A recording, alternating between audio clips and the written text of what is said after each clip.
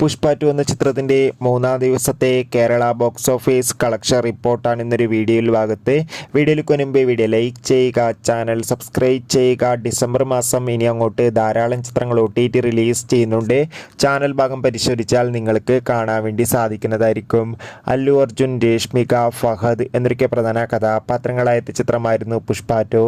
ചിത്രത്തിന് ഇപ്പോഴും നല്ല മികച്ച പോസിറ്റീവ് റെസ്പോൺസ് തന്നെയാണ് പുറത്തുവന്നുകൊണ്ടിരിക്കുന്നത്. ഏവരുമേറെ ആകാംക്ഷയോടെയാണ് ചിത്രത്തിൻ്റെ കളക്ഷൻ റിപ്പോർട്ടും അറിയാൻ വേണ്ടി കാത്തിരിക്കുന്നത്. ഫൈനലി ചിത്രത്തിൻ്റെ ഏറ്റവും പ്രധാനപ്പെട്ട കേരള ബോക്സ് ഓഫീസ് കളക്ഷൻ റിപ്പോർട്ടൊക്കെ പുറത്തുവന്നിരിക്കുകയാണ്. ചിത്രത്തിന് മൂന്നാം ദിവസവും അത്യാവശ്യം മികച്ചൊരു ബുക്കിംഗ് തന്നെയായിരുന്നു കേരളത്തിൽ നടന്നത്.